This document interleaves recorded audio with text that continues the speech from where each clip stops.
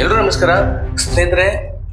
ಶಾಂತಿಯ ಮೂಲಕ ಇಡೀ ಜಗತ್ತನ್ನೇ ತನ್ನ ಕಡೆಗೆ ಸೆಳೆದಂತ ಒಬ್ಬ ಮಹಾನ್ ವ್ಯಕ್ತಿ, ಗುರು, ದೇವರು, ಶಾಂತಿಯ ಸಂಕೇತವೆಂದು ಕರೆಯಲ್ಪಡುವಂತಹ, ಪೂಜಿಸುವಂತಹ ಭಗವಾನ್ ಗೌತಮ್ ಬುದ್ಧರು ಏಷ್ಯಾ ಖಂಡದ ಬೆಳಕು ಎಂದೇ ಪ್ರಸಿದ್ಧಿಯಾದರು. ಇವರ ತತ್ವಗಳು, ಉಪದೇಶಗಳು ಇಂದಿಗೂ ಕೂಡ ಅಜರಾಮರ.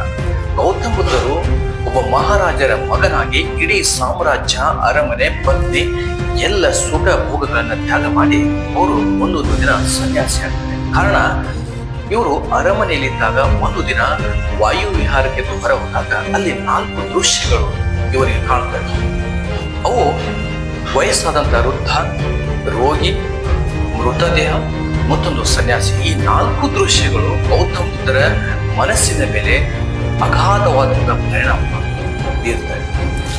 ಹೀಗಾಗಿ ಜೀವನದ ಸತ್ಯತೆಯನ್ನ ಕಂಡುಕೊಳ್ಳಲಿಕ್ಕೆ ಅರಮನೆಯಿಂದ ಗೌತಮ್ ಬುದ್ಧರು ಸನ್ಯಾಸಿಯಾಗಿ ಎಲ್ಲವನ್ನು ತ್ಯಾಗ ಮಾಡಿ ಹೊರ ಹೋಗ್ತಾರೆ. ಇದನ್ನೇ ಕುವೆಂಪು ತಮ್ಮ ಕೃತಿಯಲ್ಲಿ ಬರೀತಾರೆ, ಜಗವೆಲ್ಲ ಮಲಗಿರಲು ಒಪ್ಪಾತ ಎದ್ದ.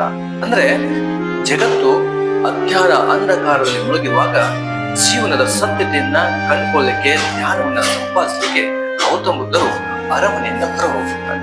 ಹೀಗೆ ದಿನ ಕಳೆದಂತೆ ಇವರು ಅಲೆಮಾರಿಯಾಗಿ ಅಲಿತಾರೆ. ಒಂದೊಂದು ದಿನ ಬಿಹಾರ್ ರಾಜ್ಯದ ಗಯಾ ಒಂದು ಪ್ರದೇಶದಲ್ಲಿ ದೀರ್ಘ ಧ್ಯಾನವನ್ನು ಮಾಡ್ತಾರೆ.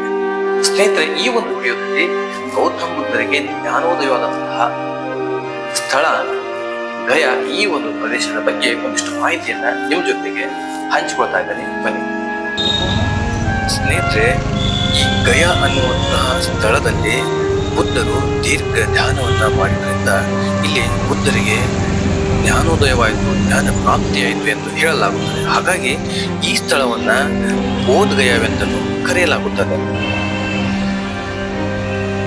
ಈ ಸ್ಥಳವು ಸುಂದರ, ಸ್ವಚ್ಛ ಮತ್ತು ಶಾಂತತೆಯ ವಾತಾವರಣದಿಂದ ಕೂಡಿರುವುದರಿಂದ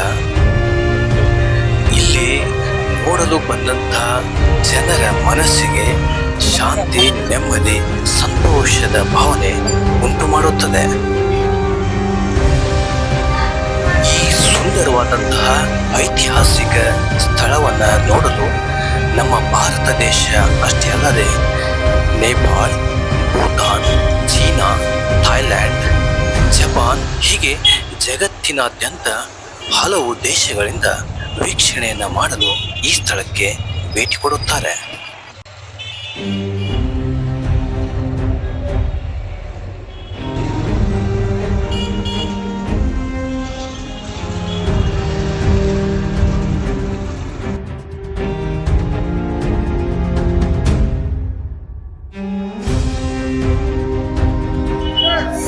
ಸ್ನೇಹಿತರೆ ನಮಸ್ಕಾರ. ನಾವು ಇವತ್ತು ಭೇಟಿ ಕೊಟ್ಟಂತಹ ಸ್ಥಳ ಬುದ್ಧರಿಗೆ ಜ್ಞಾನೋದಯ ಆದಂತಹ ಬೋಧಗಯ.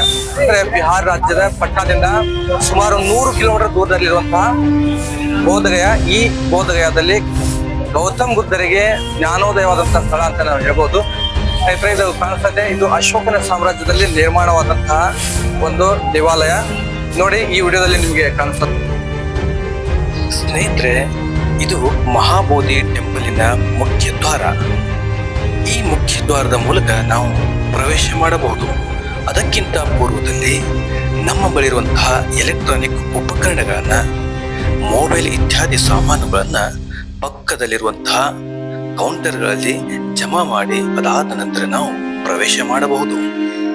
ಸ್ನೇಹಿತರೆ, ಈ ಮಹಾಬೋಧಿ ಟೆಂಪಲ್ ಬೆಳಗ್ಗೆ 5 ಗಂಟೆಯಿಂದ ರಾತ್ರಿ 9 ಗಂಟೆವರೆಗೆ ತೆರೆದಿರುತ್ತದೆ.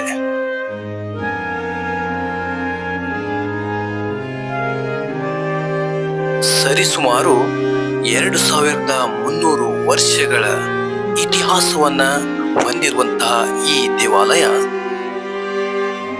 180 ಅಡಿ ಎತ್ತರವನ್ನ ಹೊಂದಿದೆ ಎಂದು ಹೇಳಲಾಗುತ್ತದೆ.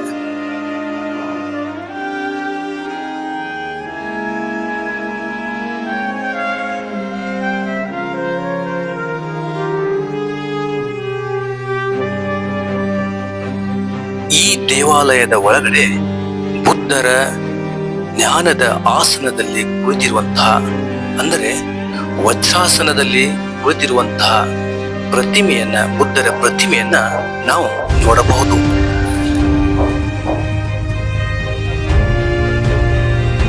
ಐತಿಹಾಸಿಕ ಸ್ಥಳಕ್ಕೆ ಜಗತ್ತಿನಾದ್ಯಂತ ಎಲ್ಲ ಧರ್ಮದವರು ಕೂಡ ಆಗಮಿಸುತ್ತಾರೆ.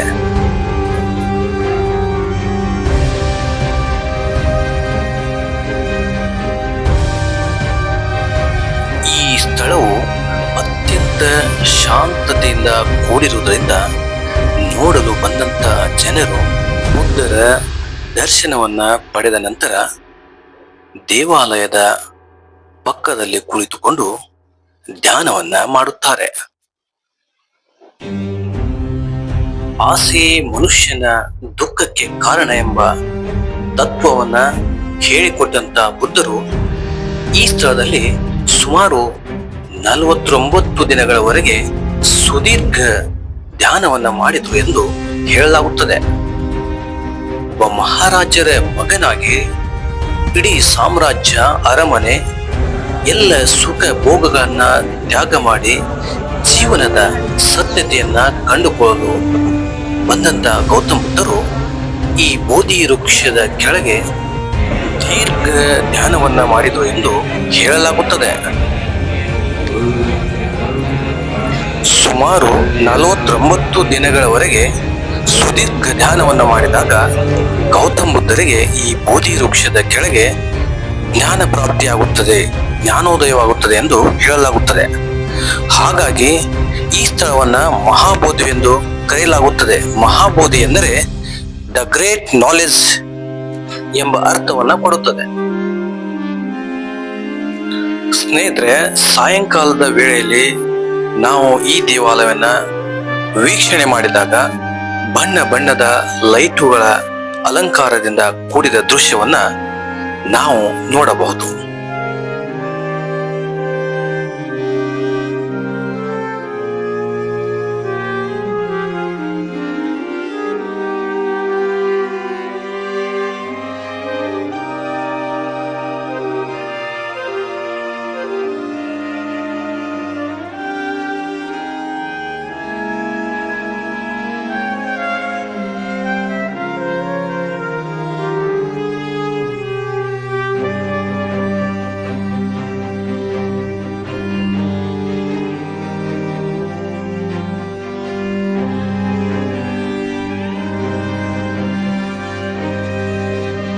ಸುತ್ತಲೂ ಹಚ್ಚ ಹಸಿರಾದ ಗಿಡ ಮರಗಳ ಜೊತೆಗೆ ನಾವು ಗೋಡೆಯ ಮೇಲೆ ವಿವಿಧ ರೀತಿಯ ಕಲೆ ವಿನ್ಯಾಸವನ್ನ ನೋಡಬಹುದು.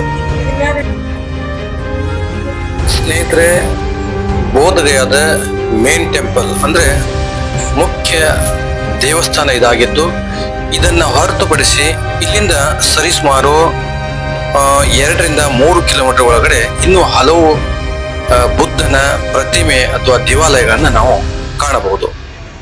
ಸ್ನೇಹಿತರೆ, ಇದು ಪದ್ಮಸಾಂಬವ ಮೊನಿಸ್ಟ್ರಿ ಅಥವಾ ಪದ್ಮಸಾಂಬವ ವಿಹಾರ ಪೀಠ ಎಂತಲೂ ಕರೆಯುತ್ತಾರೆ.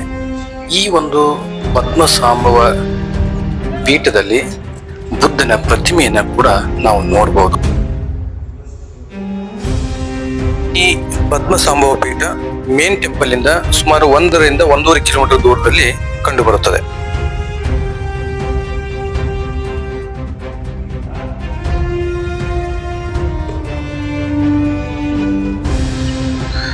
ಬೋಧಗಯಾದಿಂದ ಸುಮಾರು 4-5 ಕಿಲೋಮೀಟರ್ ಒಳಗಡೆ ಚೈನೀಸ್ ಟೆಂಪಲ್, ಜಪಾನೀಸ್ ಟೆಂಪಲ್ಸ್, ಕರ್ಮ ಟೆಂಪಲ್, ಹೀಗೆ ಹಲವು ರೀತಿಯ ಟೆಂಪಲ್ಗಳು ಕೂಡ ನಾವು ಇಲ್ಲಿ ಕಾಣಬಹುದು.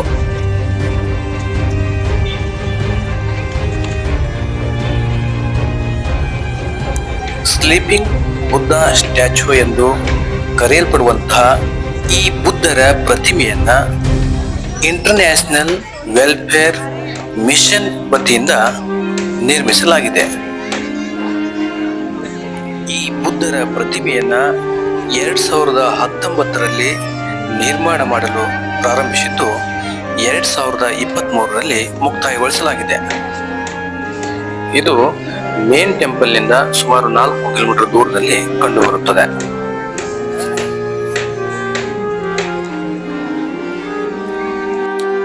ಈ ಬುದ್ಧರ ಪಾದದಲ್ಲಿ ಕಂಡುಬರುವಂತಹ ರೇಖೆಗಳು ಅಥವಾ ಈ ಲಕ್ಷಣಗಳನ್ನ ಕಂಡು ಅಂದಿನ ಜ್ಯೋತಿಷ್ಯರು ಮುಂದೊಂದು ದಿನ ಬುದ್ಧರು ಸನ್ಯಾಸಿಯಾಗಬಹುದು ಎಂಬ ಜ್ಯೋತಿಷ್ಯವನ್ನ ನೋಡ್ತಿದ್ದರಂತೆ. ಈ ಸ್ಲೀಪಿಂಗ್ ಬುದ್ಧ ಸ್ಟ್ಯಾಚು ಇದರ ಎತ್ತರ 30 ಅಡಿ ಹಾಗೂ 100 ಅಡಿ ಉದ್ದವನ್ನು ಹೊಂದಿರುತ್ತದೆ.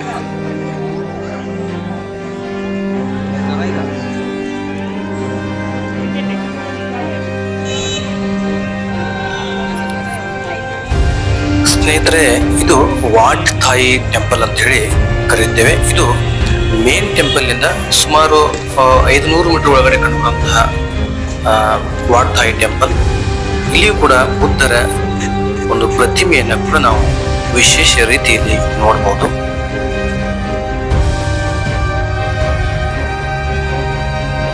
ಇದನ್ನ ನಾವು ಥೈಲ್ಯಾಂಡ್ ಟೆಂಪಲ್ ಅಂತಲೂ ಕೂಡ ಕರೆಯಲಾಗುತ್ತದೆ. ಇಲ್ಲಿ ಕೆಲವೊಂದಿಷ್ಟು ಐತಿಹಾಸಿಕ ಸೂಚಕಗಳನ್ನ ಕೊಟ್ಟಿರುತ್ತಾರೆ.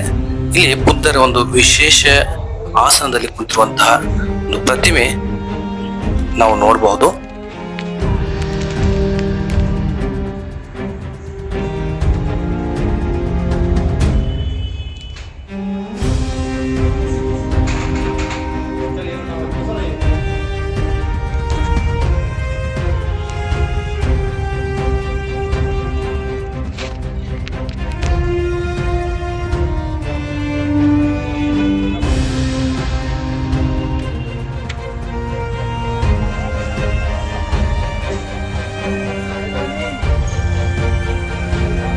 ಸ್ನೇಹಿತರೆ, ಇದು ವಿಶಾಲ ಬುದ್ಧ ಮೂರ್ತಿ, ಬಿಗ್ ಬುದ್ಧ ಸ್ಟ್ಯಾಚು ಅಂತಲೂ ಕೂಡ ಕರೀತಾರೆ.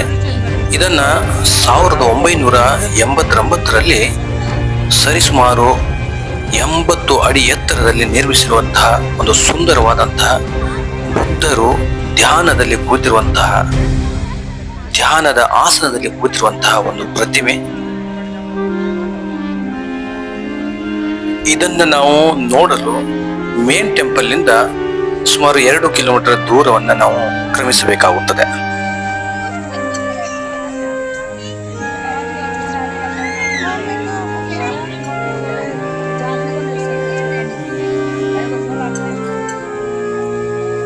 ಈ ಬುದ್ಧರ ಪ್ರತಿಮೆಯ ಪಕ್ಕದಲ್ಲಿ ಗೌತಮ ಬುದ್ಧರ ಶಿಷ್ಯರನ್ನ ನಾವು ಕಾಣಬಹುದು.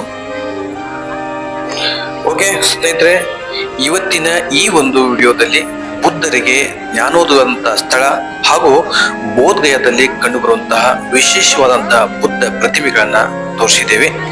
ಈ ವಿಡಿಯೋ ನಿಮಗೆ ಇಷ್ಟವಾಗಿದ್ದಲ್ಲಿ ಲೈಕ್ ಮಾಡಿ, ಸಬ್ಸ್ಕ್ರೈಬ್ ಮಾಡಿ. ಜೈ ಹಿಂದ್.